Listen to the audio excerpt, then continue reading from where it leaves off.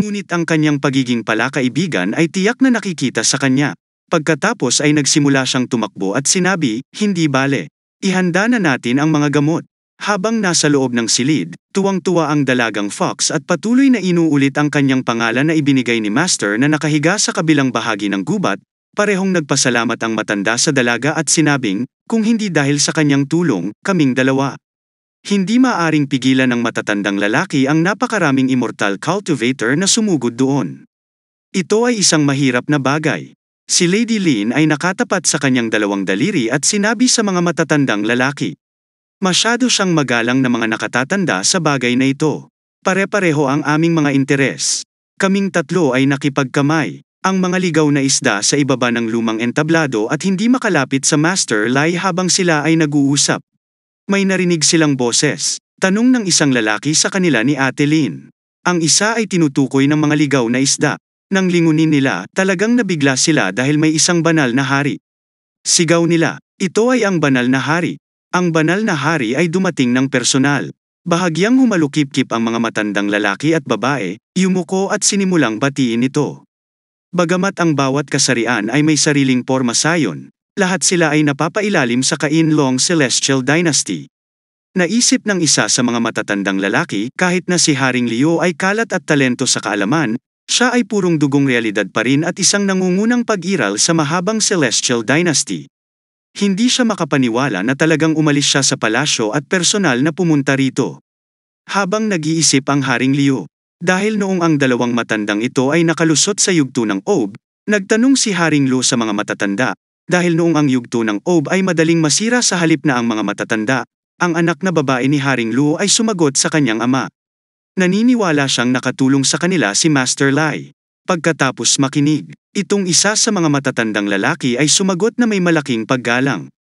Tama yan. Tinulungan ng Master Lai ang 10,000 sword sect sa pagsira sa espada. Si Demon Master Lai ay nagsilbi sa akin ng mainit. Hindi sa pantong tumulong sa kanya sa paglusob at pagpapahaba ng kanyang buhay. Ipinaalam pa ng batang babae kay Haring Liu na si Master Lai ay nagturo sa akin ng karunungan ng dakilang paglalakbay sa katotohanan sa advancement. Siya ay pinalad na marinig ito at lubos na nakinabang mula dito.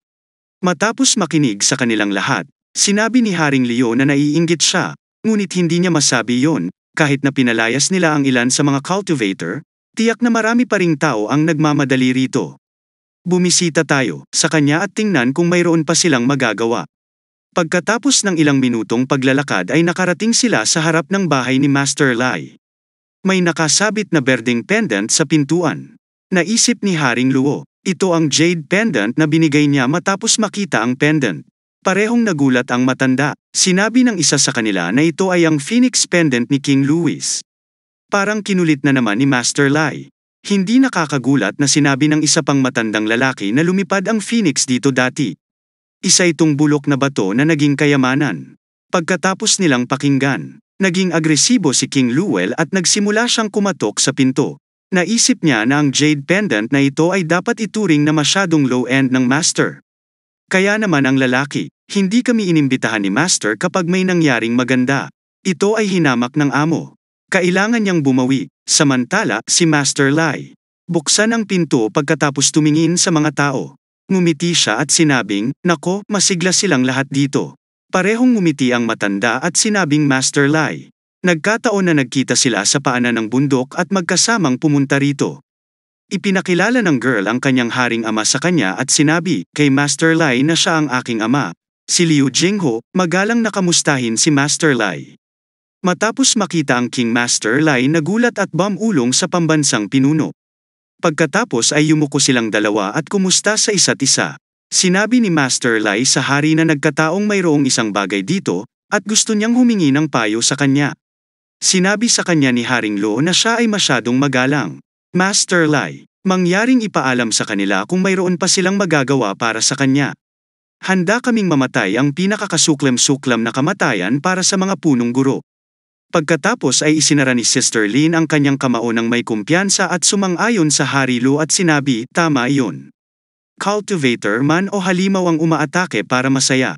Kahit sinong maglakas loob na mangistorbo kay Master Lai, papatayin nila siya ng walang awa." Sisiguraduhin nilang mananatiling payapa ang kanyang bahay. Matapos pakinggan ang lahat ng conservation, si Master Lai ay pinananatili ang kanyang kamay sa kanyang ulo, tumawa at sinabi sa lahat ng kanyang mga bisita na may kanilang proteksyon, siya ay nahulog na ligtas. Binuksan niya ng maayos ang pinto at sinabing anumang hindi pagkakaunawaan ito ay ibang istorya. Ngayon lang nagkaroon ng kulog, at hinampas nito ang isang babae. Tapos nakita niya, nakaupo sa kama ang ginang at sinabing gusto niyang hilingin sa kanya na tulungan siya sa pagpapasya kung paano maliligtas ang babaeng ito sa mas epektibong paraan. Pagkatapos makita ang ginang, ang lahat ng mga tao, kabilang ang Haring Luho, sigaw nito, ito ang transformed monster. Natakot ang ginang at sinubukan niyang itago ang sarili sa tabi ng mesang iyon. Nagtanong ang master kung ano ang nangyari sa'yo. Sagot ng ginang, nandito sila para hulihin siya. Ang kanyang Master Lai ay nataranta at nagtanong sa mga tao. Inaakala niyang ang lahat ng kanyang bisita ay huhulihin siya.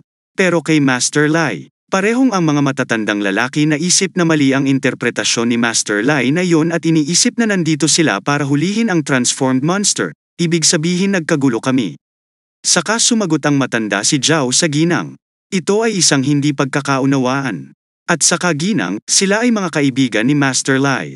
Mangyaring huwag magpanik. Tapos ang matanda ay nag-agreed kay Zhao and said, tama na. Hindi sila makasarili o mali siya, at hindi sila magdudulot ng pinsala sa kanya. Lahat sila ay sama-samang nagsabing sila ay mabubuting tao. Lumapit si Master Lai sa kanyang mga bisita at ipinaalam sa kanila. Sa tingin niya ay kasambahay ng mayamang pamilya ang ginang na ito at nagdusa ng gusto. Bahagya siyang nakatakas at napagkamalan silang masamang tao na dumating para bawiin siya. Lahat sila ay nagsabi ng kahit anong sabihin mo, Master Lai. Pagkatapos si Master Lai ay tumingin pabalik sa ginang at ipinakita sa kanya ang isang positibong tugon sa pamamagitan ng pagpapakita sa kanya ng kanyang hinlalaki. Then the lady smiled and said since sabi ni Master Lai mabubuting tao sila, then she will listen to Master Lai. Pagkatapos ay may hawak siyang isang tasa ng gamot mula sa mesa at sinabing, makipag-usap sa kanyang mga bisita. Nang hihinayang, siya ay tinamaan ng kulog at ngayon ay malubhang na sugatan. Suriin upang makita kung maaari kang tumulong sa isang lunas. Malaking tulong iyon para sa akin noon si Sister Lin at ang matanda. Naisip ni Joe na bilang resulta ng pagtama ng kulog, ang kanyang sigla ay natanggal, na parang patay na puno. Ito ay isang hindi mababawi na sitwasyon. Pagkatapos ay sinubukan niyang ipaalam sa Master Lai. Ngunit si Master Lai, gambalain siya at sinabi, kung gagawin niya ito ng mag-isa, mangangailangan ito ng ilang gawaing kamay sa oras. Pagkatapos ay hinawakan niya ang medicine's bowl sa labi ng ginang at sinabing, good girl doggy. Medyo mapait ang gamot. Kailangan niyang tiisin ito pagkatapos uminom ng gamot. Mas gamaan ang pakiramdam ng babaeng yun. Nagulat ang lahat ng bisita at sinabi ang gamot. Habang ang kapatid na si Lin, gayunpaman, agresibo ang demonyong fox na ito, ay malinaw na nakatakdang mamatay. Ngunit sa isang mangkok lamang ng gamot, nabaligtad na nito ang mundo. Pagkatapos ay naging emosyonal siya at inisip ang tama kulog nito. Katumbas ito ng pagtanggal ng kamay ng mga tao sa dakilang katotohanan. Nang tumingin si Master Lai sa Lady Fox, namumula ito. Nakuha ni Master Lai na magulat at sinabing, kapag ang magagandang babae pag nakakainom ng gamot, kumikinang sila. Habang kausap niya ang Lady Fox, sabi ni Sister Lin sa kanya, Master Lai. Marami silang elixir sa Lingyun Immortal Pavilion na maaaring makatulong sa Lady Fox na mamatay. Habang si Master Bai, nasabi na sa pamamagitan ng kanyang 10,000 sekta ng espada ay naipasa sa mga henerasyon, at mayroon silang ilang bihirang elixir.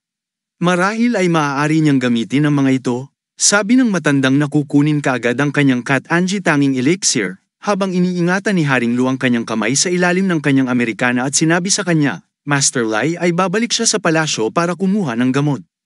Gayunpaman, mangyaring tanggapin muna ito. Salamat sa kanyang tulong at payo sa kaguluhan ng Qianlong Celestial Dynasty. Tapos may binigay siyang brown box. Naisip ni Haring Liu sa kanyang sarili yun huling beses. Nagkamali ang Jade Pendant. Sa pagkakataong ito ay ihaharap niya sa kanila pambansang kayamanan. Kailangan niyang ibalik ang kanyang imahe pagkatapos pakinggan ng lahat at hawak ang box ni Haring Liu. Si Master Lai ay naging emosyonal at sinabing, oh my God, lahat sila ay masyadong magalang. Pakiramdam niya ay nahihiya siya. Pagkatapos ay binuksan niya ang kahon sa kahon. May isang malaking dilaw na dragon na nagtanong mula kay Haring Leo. Pinatawag niya ito matapos makita ang napakalaking dragon. Lahat ay nagulat. Ang mga tao ay sinabi sa isa't isa na ito ang Dragon Ball. Pagkatapos ng matanda Bai, ay sinabi na ito ay ang pambansang kayamanan ng Qianlong ang Celestial Dynasty. Habang si Master Kai ay may namamalagi na maliit na dilaw na kulay na bola sa kanyang kamay. At tumitingin sa dragon na may malaking pagmamahal. Matapos tingnan ang maliit na dilaw na bola, ang dragon ay lumipat sa bola. Ang lahat ng mga tao, kabilang si Haring Leo, ay nakatingin sa palad ni Master Lai. Na siyang nag-iingat ng dilaw na maliit na bola. Ipinaalam ni Haring Leo sa mga tao na tinamaan nito ang kanyang uri ng mahabang dinastiyang Dragon Ball. Isang pambansang kayamanan ang nagtatago. Pagkatapos mapakinggan, naisip nitong si Sister Lin na espiritu ito ng sinaunang apoy. Ang dragon ay ginamit upang ganapin ang Dragon Ball. Ito ay ang uri ng mahaba treasure ng Celestial Dynasty. Ito ay palaging isang hindi masikip na karakter kaysa sa pagsasabing pag-aari ng banal na hari ang Dragon Ball. Ito ay mas mahusay na sabihin na ito ay ang kabaligtaran.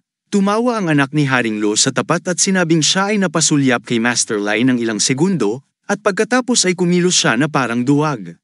Pagkatapos ay tinanong ni Master Lai ang araw na nakahinga lang ito ng apoy.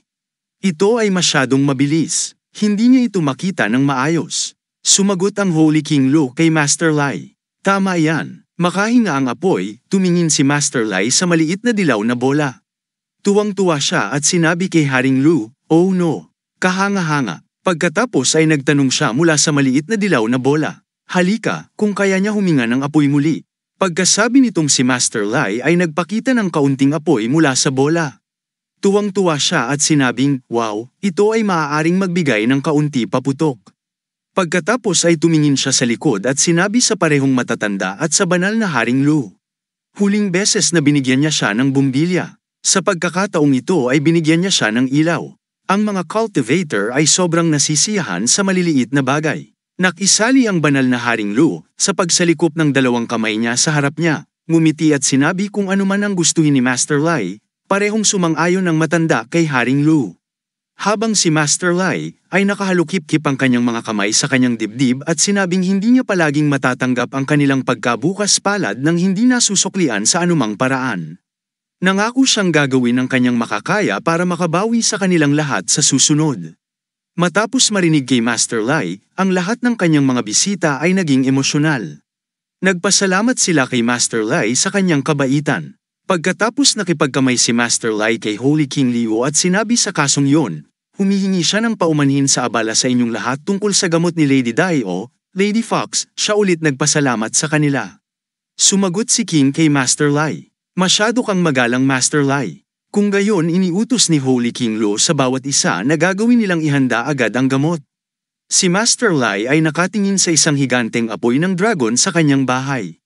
Sa kabilang banda, inabot siya ni Sister Lin Palacio. Nakapikit siya at may hawak na papel sa pagitan ng kanyang dalawang daliri. Na nagsabi na bumalik na ang Saint Test. Si Sister ay nagsalalaking ito. Dalhin ang lahat ng elixir ng pavilion sa madaling panahon. Tanong ng lalaki Saint Test. Marami kaming elixir. Kung gusto mo ang lahat, aabot ng ilang buwan bago malaipat pagkatapos mapakinggan, ang matanda, si Sister Lin, ay nag-alala ng husto. Ang lalaki ay tanong mula sa kanya ng buong paggalang. May mga pag-aalinlangan sa mukha ni Saint Test. Ang matandang ito ay nakikinig sa kanyang sinasabi. Maraming gamot para pangasiwaan ng karaniwang tao. Naiisip ni Ate Lin, tama yan. Tama ang payo ng matanda. Hindi siya nag-iisip malinaw sa oras na yon. Nakangiti niyang sabi sa matanda. Pagkatapos mangyaring dalhin ang pinakamaganda. Ayan yun. Inulit ng matandang lalaki ang kanyang sinabi. Iyon na yun, habang nahaharap siya sa isang unos ng mga luha sa kanyang mga mata. Ang lalaking kasama na naka-black caps ay sumigaw elder sa oras na ito sa Lingyong Pavilion. Samantala sa bakuran ng kanyang bahay si Nian Fen ay ipinakita ang kanyang magandang hardin kay Lady Dai. Maraming magagandang rosas na bulaklak at maliliit na berdeng halaman. Sinabi ni Master Lai sa kanya, "Tignan mo Dai. Ito ang aking meticulously maintained garden. Kahit na hindi malaki para sa pamumuhay ng dalawang tao, ngunit ito ay higit sa sapat." Si Master Lai ay ipinakita din sa kanya ang kanyang aso at sinabing ito ay si Blackie. Bagamat hindi siya bagay sa isang tiyak na species, at may katamtamang hitsura, siya ay masunurin. Pagkatapos si Master Lai ay ipakilala sa kanya ang kanyang robot at sinabi na ito ay si Xiao Bai. Siya ang namamahala sa aming bakuran. Malaya kang humingi ng pabor mula sa kanya tuwing kailangan mo si Little Bai Ben sa harap ni Lady Dai at sinabing hello Mistress paying respect to Mistress. Pagkatapos marinig ang salitang yun kay Xiao Bai, nagalit si Master Lai, nagtatanong kung ano ang kalokohan pinagsasabi mo.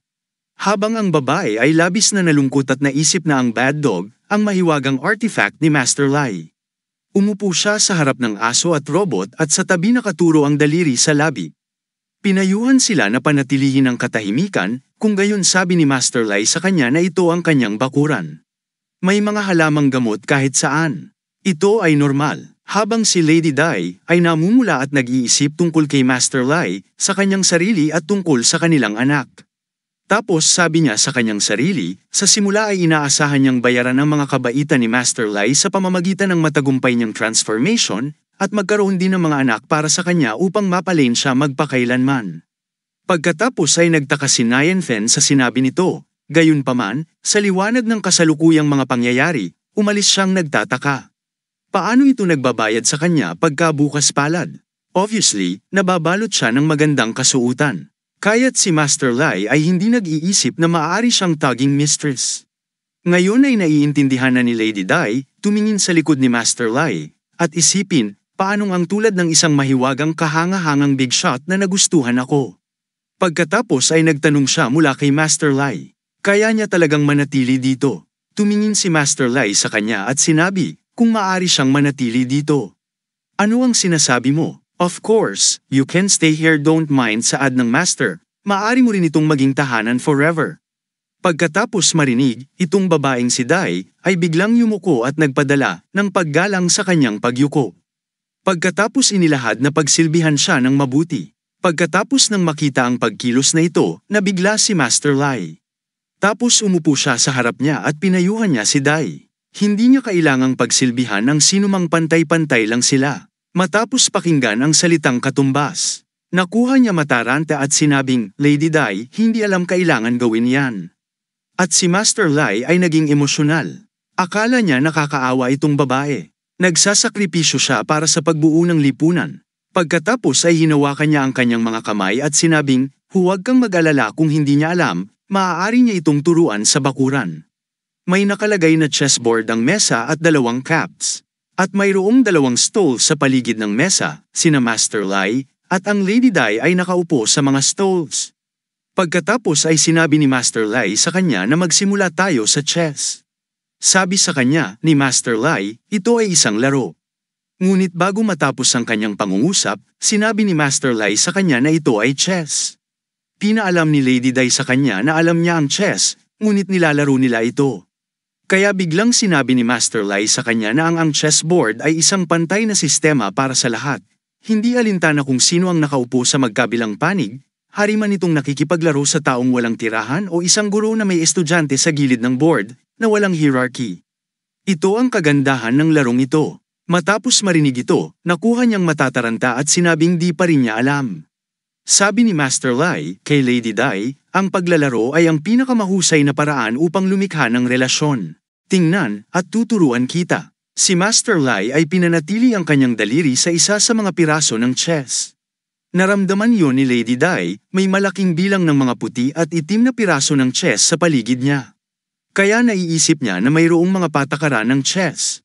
Tinuturuan siya ni Master Lai. Sinabi niya na ang numerong 33, habang si Lady Dai na feeling niya ay nasa ulap at bughaw na langit siya sa kanyang imahinasyon. At nagsimula siyang umiyak at nag-isip masyadong tulala si Dai at nabigong maiwasan ang kalamidad noong oras ng kanyang pagbabagong anyo. Ito ang dahilan kung bakit ginamit ni Master Lai ang chess para turuan si Lady Dai ng katotohanan. Ang pagkabukas palad ni Master Lai kay Lady Dai ay nagpapatuloy na lumalago.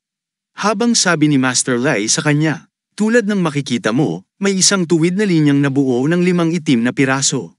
Pagkatapos ay nagsimula siyang pumalakpak at sinabing nanalo ang itim sa laro.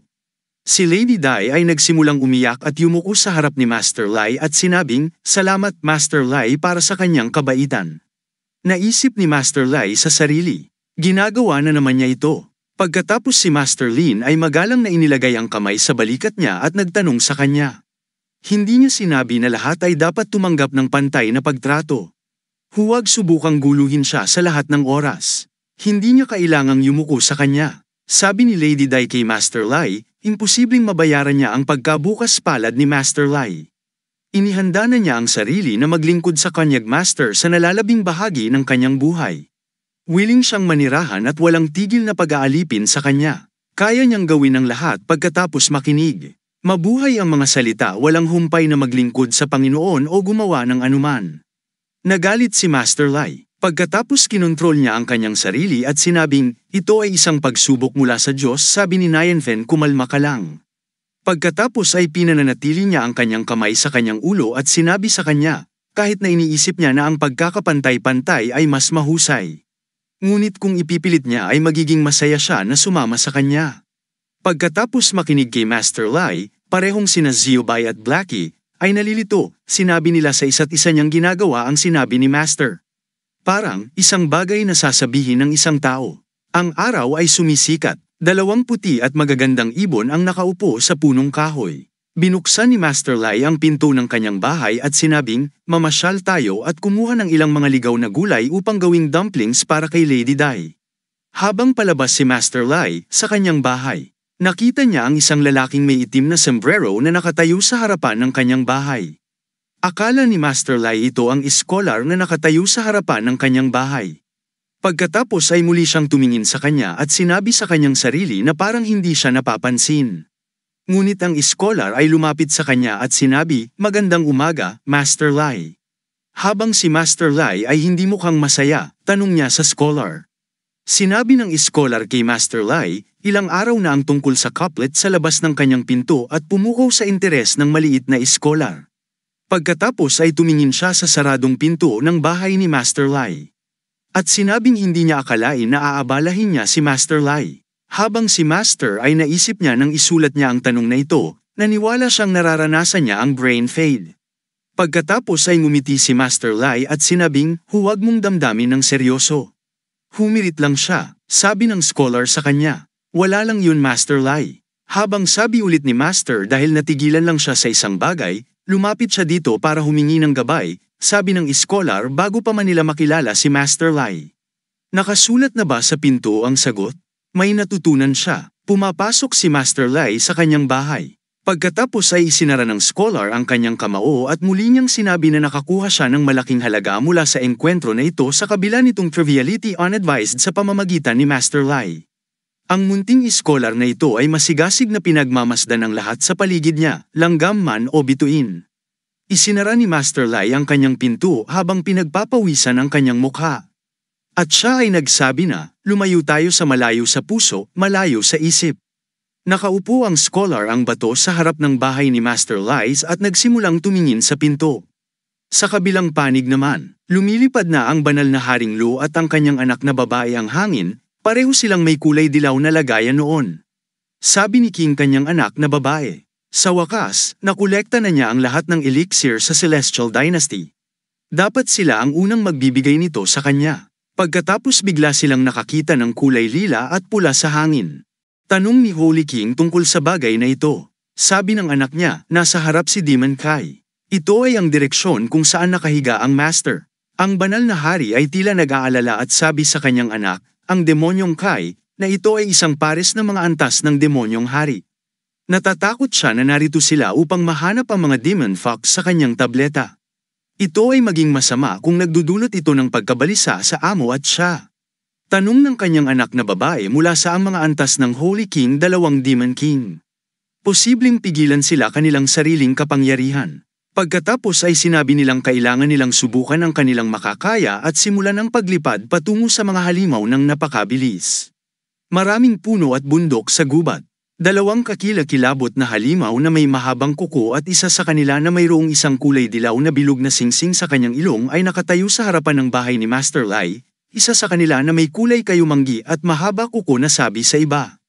Ang halimuyak ng siyam na tailed fox, na nasa bakuran nito, ang isa pang halimaw na may kulay gray ay sumagot sa unang halimaw na. Siya hindi makapaniwala na naglakas loob itong fox na mag-transform, at ito ay piece of cake to find. Ang unang halimaw ay tila galit na galit at sinabing nung siya ay nagkaroon ng 7 mga buntot, nakatakas siya. Ngunit sa pagkakataong ito ay hindi na siya magiging maswerte. Ang pangalawang monsters ay nagsabi dahil may sakit siya. Ngayon ay kunin natin ang buhay niya. Parehong ang mga halimaw ay nagsimulang lumipat patungo sa bahay ni Master Lai. Isang lalaking nakaupo sa bato ang nakita nila. Parehong tumalikod ang mga halimaw at tumingin sa scholar. Tapos ang halimaw na may singsing sa ilong ay nagtanong sa isa-isa. Saang lugar nang galing ang estranghero na ito? Yung ibang halimaw na kasamang umiti ang kulay kayumanggi at sinabing, "Di bale na yan, never mind." Ang fox ay higit na mahalaga sa sandaling ito, habang ang dalawang halimaw ay naglalakad patungo sa Master Lai's house, hiniling ng scholar na huminto sila at sinabing hindi ito ang lugar na dapat niyong puntahan. Hindi pa huli ang lahat para ayusin. Umalis na kayo ngayon. Pagkatapos marinig ang scholar, ang parehong mga halimaw ay mukhang galit na galit. Isang higanti halimaw na may singsing sa ilong ang bumalik sa kanya.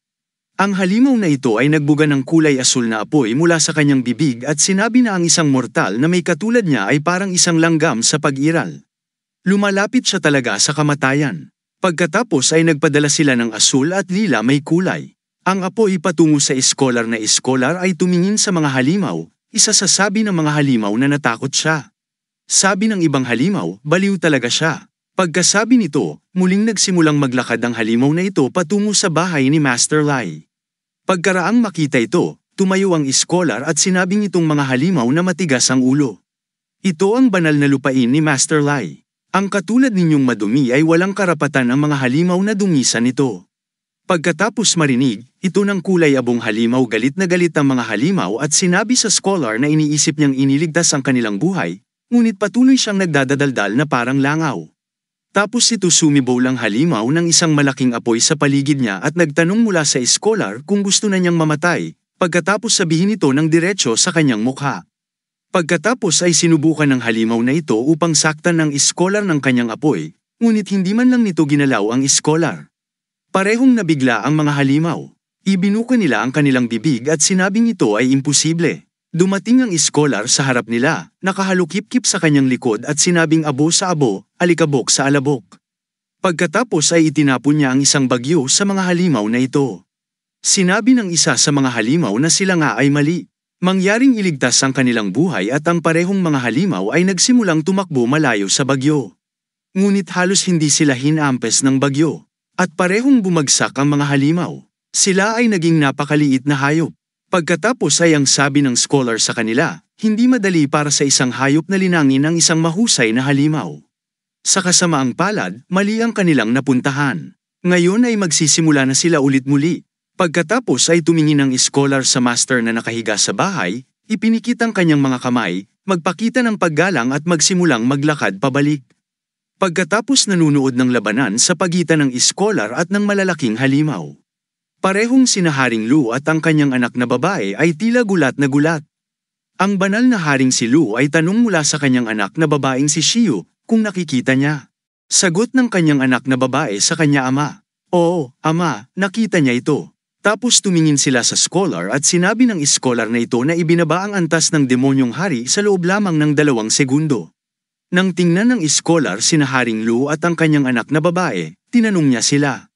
Pareho silang panauhin ni Master Lai. Pareho silang yumuko at napapikit ang kanilang kamay sa harap nila at nagsimulang bumati sa scholar. Ang scholar tumingin sa kanila at sinabing naiingit siya sa kanilang lahat dahil sila ay naging marangal na bisita ni Master Lai. Hindi siya kailanman naimbitahan nito. Marahil ito ay dahil sobrang dim-witted niya. Pagkatapos ay ngumiti siya at sinabing dapat ang bawat isa sa kanila pahalagahan nito. Pagkatapos ay sumagot ang banal na Haring Liu sa scholar na sila ay isa-isip nito. Nagsimulang maglakad ang scholar, tapos ay tiningnan siya ni Xiu na nakahubad ang kanyang paa. Tinanong mula sa scholar kung isasama siya ng kanyang ama. Pigilan siya sa pagsasabing walang sapatos. Huwag kang masungit. Ang scholar ay sumagot sa kanya na balak niyang sundan ang paglalakbay sa West Story, all the way to the west. Habang nagkakaroon ng mas mabuting pangunawa sa langit at lupa, ikakalat niya ang katotohanan sa likod nito. Si Xiu ay muling nagtanong sa scholar. Wala siyang suot na sapatos habang balak niyang pumunta sa kung saan. Sa ngayon, ang iskolar ay tumalikod at sumagot sa kanya sa pamamagitan ng pagdadala ng dalawang paa sa pakikipag-ugnayan sa lupa.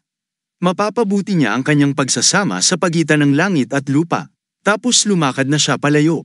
May mga berdeng puno at kakaunting ibon na lumilipad sa kalangitan. Siya, nagsabi sa tatay ni Shiyu. Siya ay isang kakaibang tao. At si Haring Lu ay tugon sa kanyang anak na babae. Marahil ay hindi siya praktikal na cultivator. Habang lumayo ang iskolar patungo sa black and white hole at sinabing ito ang katotohanan, ngunit sa Master Lai's house. Pagkatapos makinig sa kwento ni Haring Lu at Shiyu, nagulat si Master Lai at nagtanong mula sa kanila. Guys, na-meet nyo ang scholar sa pinto. Buong araw talaga siyang nakaupo sa harap ng pinto. Ang banal na Haring Luo ay nagsabi sa Master Lai. Naniniwala ako sa taong yon. Responsable sa pagbabago ng paglalakbay sa kanluran para kay Master Lai. Talagang gifted siya. Si Master Lai ay nakahalukip-kip sa kanyang mga kamay sa dibdib at sumagot sa Holy King na isa lang siyang nerd. Siya ay patuloy na magtanong tungkol sa kahabaan ng buhay tuwing bubuksan niya ang kanyang bibig. Ipinaliwanag niya ito napakalinaw, ngunit hindi niya ito maintindihan. Tapos ngumiti si Master Lai. Tingnan ang kulay dilaw na bracelet sa kanyang kamay at sinabing hindi pa rin naipahayag ang kanyang pasasalamat sa mga halamang gamot. Sila ang nagpadala sa kanya. Ang bracelet ay isang imbakan ng elixir. Pagkatapos ay tumingin siya kay Haring Luo at Shia, mukhang gulat na gulat. Tanong ni Master Lai sa kanila. Ganyan ang nangyari sa lahat sila. Pagkatapos parehong ang Hari Luo at ang kanyang anak na babae, siya ay sumigaw ng katotohanan ng mahabang buhay. Then both of them told each other. Natuto ang scholar mula sa Master Lai, ang katotohanan ng mahabang buhay. Hindi nakakagulat na napakahusay nito. Habang si Master Lai ay inatago ang dilaw na pulse eris sa pagitan ng kanyang dalawang daliri at nagtanong mula sa hari at sa kanyang anak na babae na ito ang kanyang word cultivation space storage. Ito ay hindi kapanipaniwala. Habang nagsasalita si Master Lai, siya nakarinig ng boses. Nagsasabing Master Lai, siya ay nasa bahay. Si Master Lai ay tumingin sa pinto. Doon ay nakita niya si Lady Lin na nagsabing napansin niyang hindi nakasara ang pinto, kaya siya dirdiretsong pumasok. Tapos tumingin siya sa bracelet. Laking gulat niya, buong-buo niyang iminulat ang kanyang mga mata at sumigaw. Ito ang Space Jade Bracelet. Pagkatapos ay naisip niya, ang Kai Long Celestial Dynasty ay dinala pa doon mula sa Underworld. Pagkatapos ay ngumiti siya at pinahahalagahan ang kanyang sarili na sa kabutihang palad. Mayroon din siyang pinakamahalagang elixir mula sa Lingyun Immortal Pavilion kasama niya noong umalis siya. Matapos makitang ang kanyang amo, ay ngumiti siya at sinabi kay Lady Lin na nandito siya. Sumagot siya na pumunta siya rito para ibigay sa kanya ang elixir na ipinangako niya. Pagkatapos ay ikinampay niya ang kanyang isang kamay sa harapan nila at ipakita ang lahat ng mga elixir. Mayroong 16 na uri ng mga halamang gamot, kabilang ang berde, purple at marami pang kulay. Napakalaki ng liwanag, kaya sina King Lu at Shiyu ay tinakpan ng kanyang anak ang kanilang mukha. Pareho silang nagulat at nagtanong tungkol sa mga halamang gamot. Ipinaalam sa kanila ni Lady Lin na ito ay mga top-level elixir. Ang mga elixir ng Immortal World Cultivation ay nahahati sa bawat prime level. Ang mid-level, advanced level, at top level. Ang pinakamataas na antas ng grado ay ang congenital elixir. Pagkatapos ay ipinakita niya sa kanila ang green color, at ipinaalam na sa itaas ay ang likas na ugat, na tanging matatagpuan sa langit. Itinakda pa ni Lady Lin ang mga taong maaaring kumuha ng tuwid sa 16 na elixir na ito nang sabay-sabay ay mabibilang sa daliri habang ipinapakita ang lahat ng kanyang elixir. Nagsisimula ng magdugo ang bibig niya, si Haring Liu at tumingin siya kay Lady Lin. Nasasaktan siya hanggang sa samuka siya ng dugo.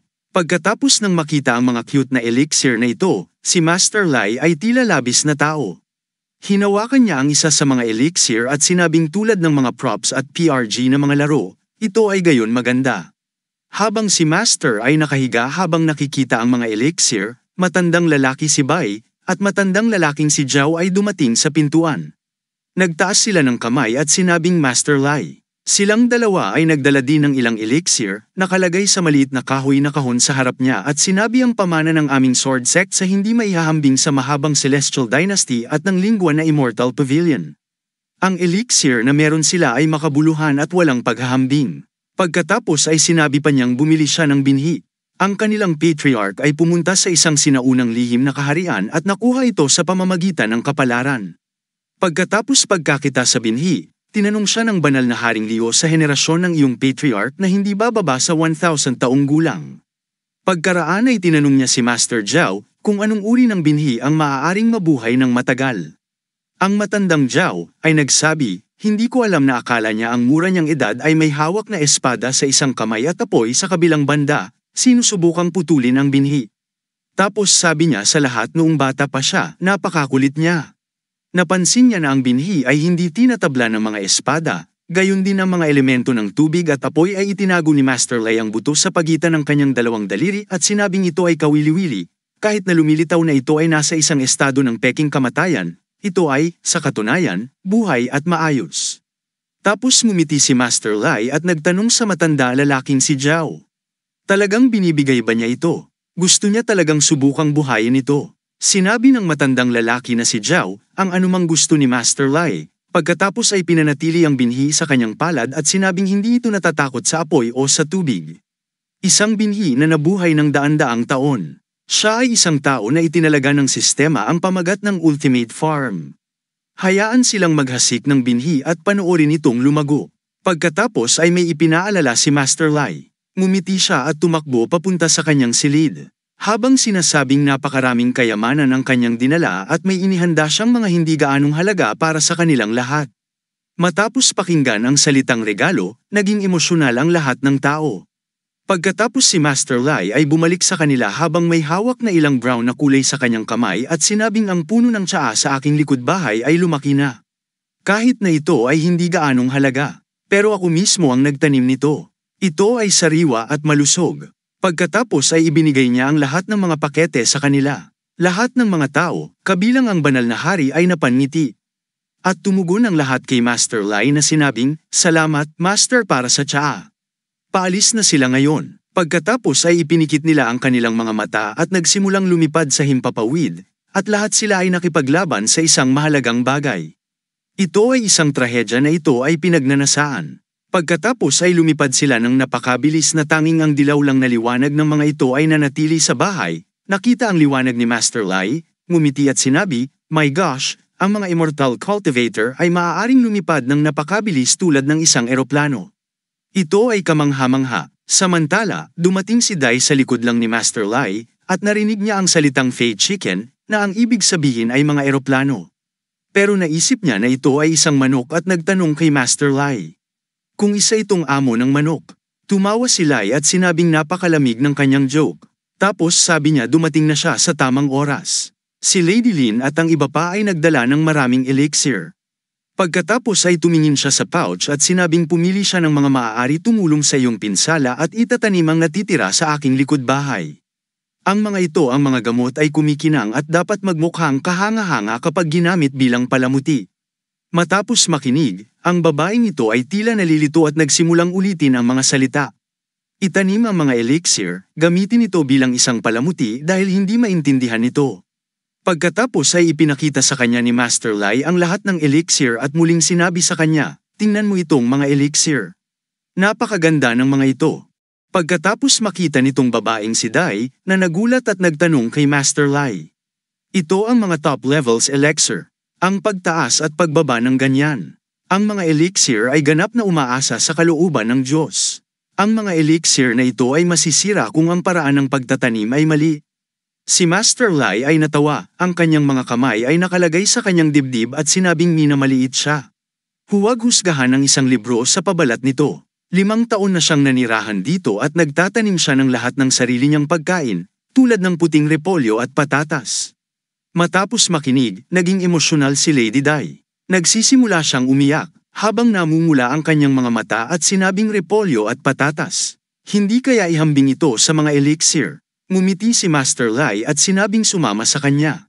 At hayaan siyang ipakita ang kanyang sakahan ng gulay. Habang iniisip ni Lady Dai. Bagamat ang Master ay hindi isang mortal, ngunit ang paghahambing ng elixir na ito sa isang repolyo, ay siyang hindi malaman kung simpleng tao ba siya o tanga. Pagkatapos ay magsisimula na siya lumakad patungo kay Master Lai, ngunit bigla siyang nakaramdam ng bagyo at panghihina. Malapit na siyang matamba, ngunit hinawakan niya ang pader gamit ang isang kamay niya at ang isang kamay niya ay nasa puso niya. Tanong niya sa sarili niya, ito ang daloy ng Taoista. Ngunit pagkatapos ay bumuti ang kanyang pakiramdam at sinabi, alam na niya ito ay nalalabi lamang ng daloy ng Taoist. Ngunit ayon sa alamat, kapag ganap ng naunawaan ang katotohanan at nakamit sa ibang makamundong kalagayan ng pag-iisip, ang mga bakas ng kanyang Taoist na daloy ay maiiwan sa mundong ito at magiging tinutukoy bilang ang mga labi ng daloy ng Taoist.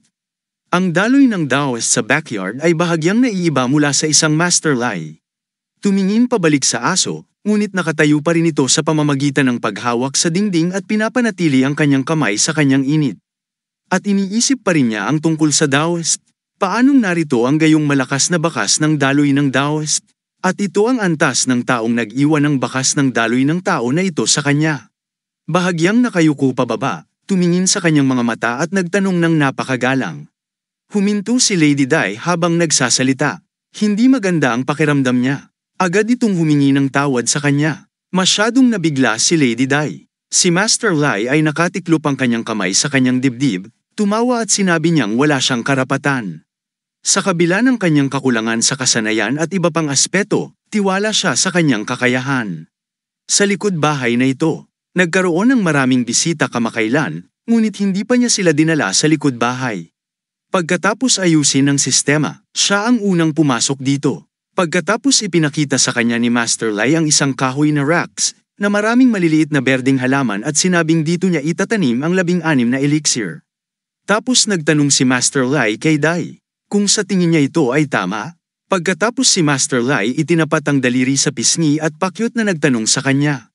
Gusto niya ito habang iniisip ni Lady Dai ang sistema. Pagkatapos ay nagtanong siya mula sa kanyang sarili. This is the immortal's name made her lie, tumingin sa kanya at muling tanong sa kanya ni Dai.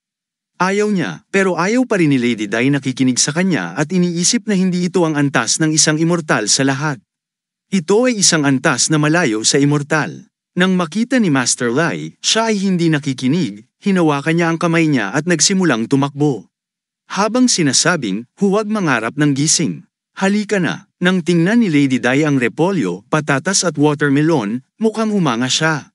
Sinabi niya na ito ay isang elixir level ng repolyo, ang elixir level na patatas at elixir ng kanyang level na tubig. Pagkatapos muli niyang sinabi sa kanyang sarili na hindi nakakagulat kahit na ang pinakaordinaryong mga bagay maaaring magkaroon ng banal na pagkakapantay-pantay sa kapaligirang ito, na puno ng daloy ng Taoist. May nakitang sariwang tubig na lawa ang ginang. Tanong niya mula kay Master Lai kung may isa sa palaisdaan.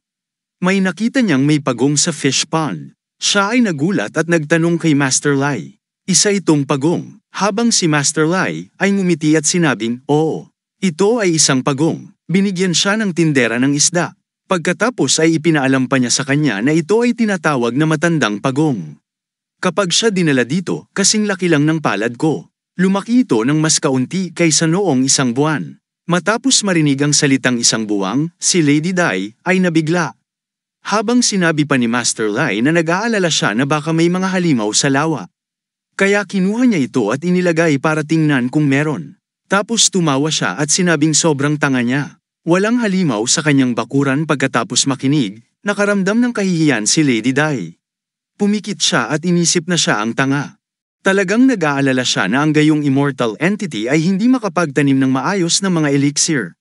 Kulang ang kanyang vision, ngunit hindi siya kwalipikadong pagdudahan ng master. Pagkatapos ay ngumiti siya, binuksan ang kanyang mga mata, at sinabi sa sarili niya yun ay dapat niyang laging tandaan na ang ideya ng master ay palaging tama sa hinaharap.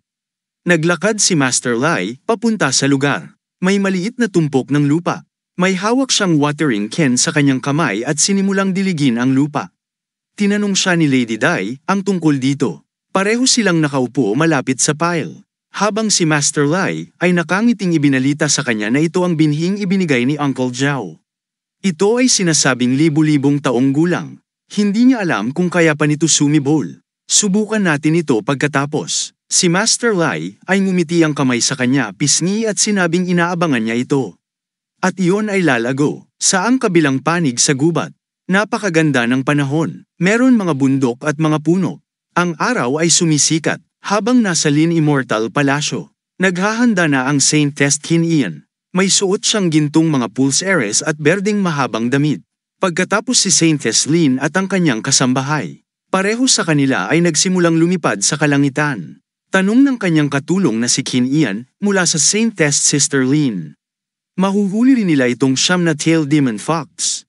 Itinanggi ni Saintess sa kanyang kasambahay at sinabing, hindi tulad ng dugo ng ibang mortal na mga nilalang, ang dugo ng celestial fox ay ancient unique. Ang maliit na halaga sa siyam na tailed fox's blood ay sinasabing naglilinis at nagpapatalas ng utak bilang pati na rin magbigay ng nutrisyon sa mga mortal. Pagkatapos ay Saintess Qin. Isipin ang puting fox na may pulang tableta sa kanyang noo. Sa kanyang isip at higit pang set, ito ay mas mahirap para sa isang fox na magkaroon ng siyam na buntot kaysa ito ay para sa isang mortal para maging immortal. Maraming tao ang naniniwala na ang bihirang siyam na tailed fox na ito ay extinct pagkatapos ng libu-libong taon na hindi nakakakita ng isa sa ligaw. Tapos lumabas ng wala saan, ito ay muling lumitaw at nagbago pa nga. Ito ay patuloy na magiging pinagnanasaan ng mga taong sakim. Tapos nagtanong ulit si Saintess Qin sa kasambahay niya na kung ang Lin Immortal Palace ay hindi gumawa ng inisyatiba upang protektahan ito, kung gayon walang gagawa nito. Pagkatapos makinig sa Saintess Qin, siya natuwa si Maid at sinabing nandito pala sila para protektahan ito. Si Saintess Qin ay sumang-ayon sa kanyang kasambahay at sinabi kung mananatili siya at ang palasyo ng Linyang Immortal ay mapoprotektahan siya. Tanging tayo lang, ang Linyang Immortal Palace ay may kakayahang panatilihin itong ligtas. Habang lumilipad sa langit, huminto si Saintess Qin at ipinakita sa kanyang kasambahay ang isang palasyo at sinabi niya na ito ang palasyo ng Qianlong Celestial Dynasty. Ngumiti ang dalaga niya at sinabing dumating na kami. Sagot ni Saintess Qin.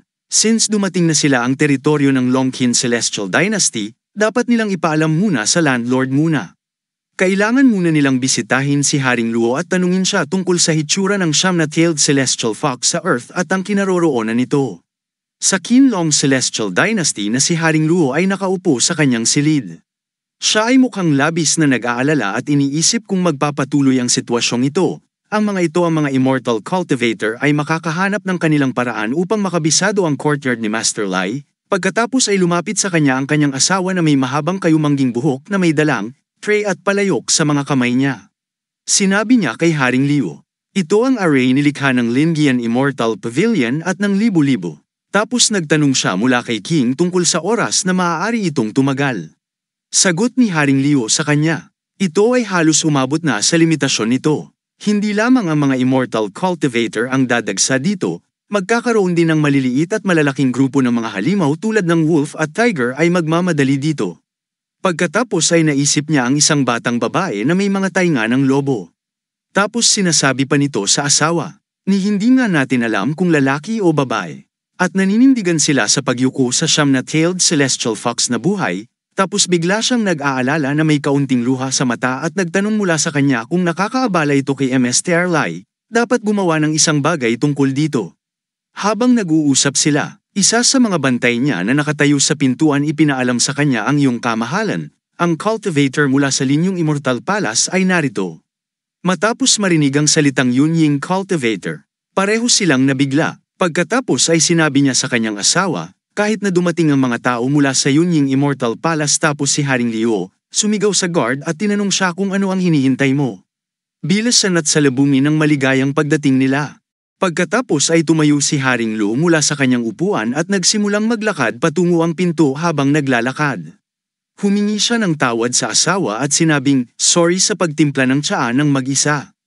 Ang mga hangganan sa timog ay nag-aalok ng pinakamahusay itim na tsaa.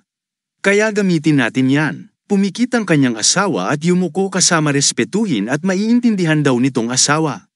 Ngunit kung saan niya inilagay ang tsaa na yun habang si Saintess Qin ay nakatungo sa pinakamataas na palapag sa palasyo ng hari, nakasuot din siya ng mga gintong pulseres sa kanyang mga paa.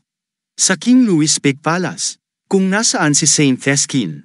Habang si Haring Liu at maraming gwardya ay nakita si Saintess Qin, tanong ng isa sa mga guard sa iba pang guard. Ito ba ang diwata? Tulala ang sagot ng isa. Ito ang Saintess ng Lin Immortal Palasyo, ng Qin Manian, ang Lady Qin. Pagkatapos marinig ito, ang unang bantay ay nagulat at nagtanong ulit. Isa rin siyang Saintess, tapos kumpara sa Saintess ng Lin Ian Immortal Pavilion, sino ang mas magaling? Pangalawang umiti ang mga guard at sinabing yin yang Immortal Palace people are entitled to refer sa kanilang sarili bilang Lin Immortal. Hindi ito tanda ng egotismo. Sila ay isang hakbang na lang mula sa pagiging immortal. Isa ito sa pinakamakapangyarihang puwersa sa mundo ng cultivation, habang si Saint Eskin ay nagsimulang bumati sa Haring Liu, at Hari, umaasa siyang nasa mabuting kalusugan sila. Isinara rin ni Haring Liu ang kanyang mga kamay sa kanyang harapan at binati si Saint Eskin at nagtanong bumuo sa kanya tungkol sa layunin ng kanyang pagbisita. Sabi ng Saint, malinaw na si Haring Liu alam niya kung bakit siya nandito. Siyempre, dumating siya para sa siyam na tailed celestial fox. Pagkatapos makinig sa kanya, unang nagalit si Haring Liu. Tapos siya kinokontrol ang sarili, ngumiti at sinabi, sa 1,000 taon, ang siyam na tail ay hindi lumitaw ang celestial fox. Ang kapayapaan ng balita ay hindi karaniwan. Siya ay takot. Ito ay alingaw-ngaw at ito ay hindi mapagkakatiwalaan. Itinanggi ni Saint Eskin ang hari at itinakda ang Silver Moon. Si Demon King ang nagbalita ng mali.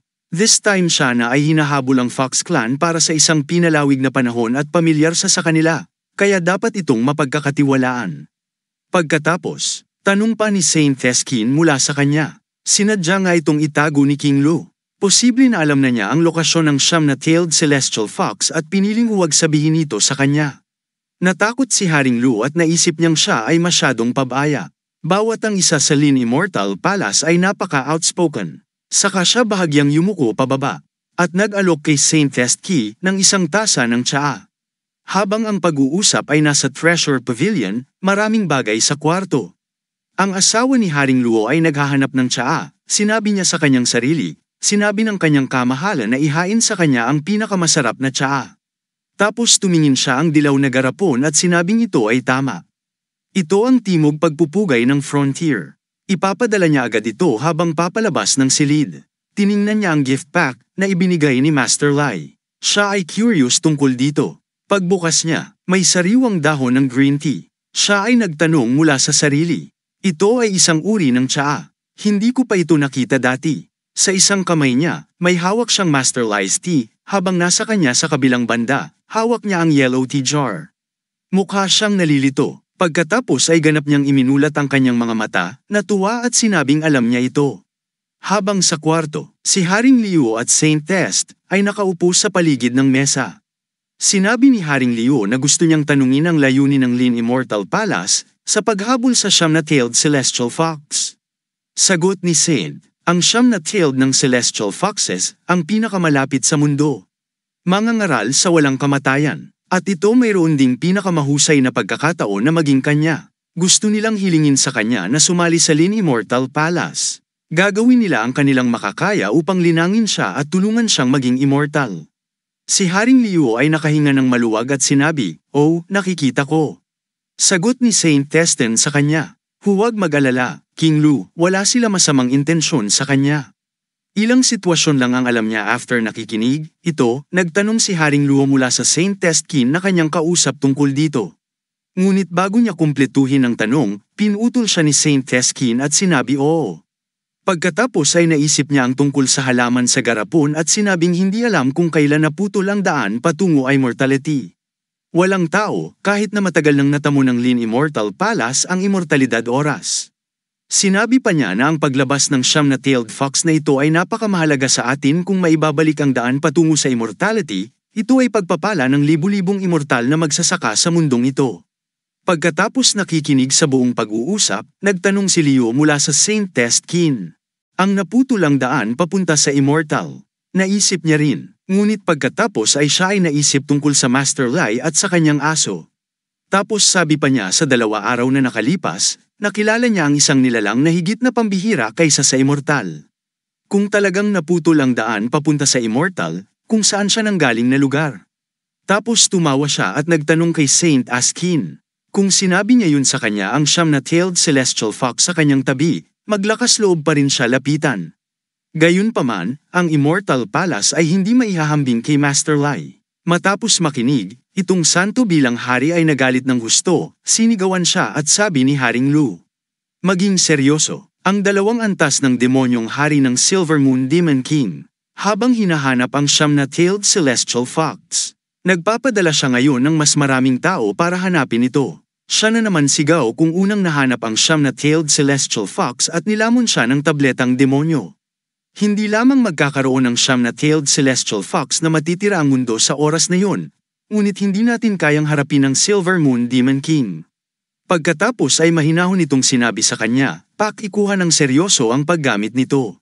Si Haring Luo ay tila nalilito at sinabi sa kanya na siya ay maunawaan kung ano ang kanyang sinasabi, ngunit siya ay nagsasalita habang ang kanyang asawa ay naglilingkod ng tsaa. At sinabi, mangyaring uminom ng ilang tsaa. Nagpasalamat si Lady Qin sa kanya pagkatapos makita ang tsaa. Ngumiti si Haring Luo at sinabing ito ay isang bihirang uri ng tsaa. Dahil sa pagkakataon ngayon, gusto niyang imbitahan si Lady Qin na tikman rin ito. Hinawakan ni Saint Testen ang isang tasa ng tsaa sa kanyang kamay at sinabi pagkatapos ay hayaan siyang humigop. Nang tingnan niya ang tsaa sa tasa, siya ay mukhang impressed at sinabi na ito ay isang magandang tsaa talaga. Sa totoo lang, natatawang sabi ni Luo, ang aking koleksyon ng tsaa ay talagang pambihira kay Lady Qin. Nang ito natikman si King Luis ay tumingin sa sarili niyang tasa ng tsaa, nagulat siya at nagtanong sa sarili. Hindi ito ang tsaa sa aking koleksyon. Maaaring ito ang tsaa na ibinigay ni Master Lai. Habang umiinom ng tsaa, iniisip ni Saint Teskin na sa proseso ng paglilinang, ito ang pinakamahalagang punto. Ini-imagine niya ang pink na kulay ng bulaklak at berdeng dahon. Sa kanyang isip at iniisip pa rin na hindi tungkol sa dating na lakas, hindi tungkol sa kung ikaw ay likas na matalino o hindi. Pagkatapos naisip niya ang tungkol sa rebulto ng Buddha at sinabi, ngunit ito ay tungkol sa pag-unawa sa katotohanan lamang sa pamamagitan ng pag-unawa sa katotohanan, maaari mong masira sa pamamagitan ng bote. At kung ano ang nangyayari sa bottleneck para sa karamihan ng mga immortal cultivator. Ito ang kanilang buhay, tapos nag-iisip na naman siya tungkol sa tsaa. Habang hawak ang teacup sa kanyang kamay na ito ay ilang espesyal na uri ng tsaa. Nangangailangan lamang ito ng isang tasa ng tsaa upang masilip ang katotohanan. Ang pinakamagandang tsaa ng Lin Immortal Palace kung ihahambing dito. Matapos isipin ang lahat ng ito, tumingin si Saint Teskin kay Haring Luo at sabi sa kanya, gustong magtanong ni Haring Luo tungkol sa tsaang ito. Pagkatapos ay, ito, labis na natakot si Haring Luo. Si Saint Teskin ay tila nalilito. Pagkatapos pagkakita sa kanya, at naisip niya na mayroon itong mga nakakunot na ekspresyon. Ang hari na tanong sa kanyang asawa. Nahanap niya ang tsaang ito mula sa kung saan ang asawa niya, nakangiting sabi at nakita niya ito sa sulok ng treasure trove. Siya ay nag-aalala, itinago niya ito ng napakalalim na nakalimutan niyang mayroon pa nga. Pagkatapos nakikinig, ang kanyang asawa, si Haring Luo, ay nagalit ng husto. Siya ay sumigaw sa kanya na siya ang kusang nagtago doon. Siya ang itim na tupa ng aming pamilya. Itong tsaa ay isang regalo mula kay Master Lai.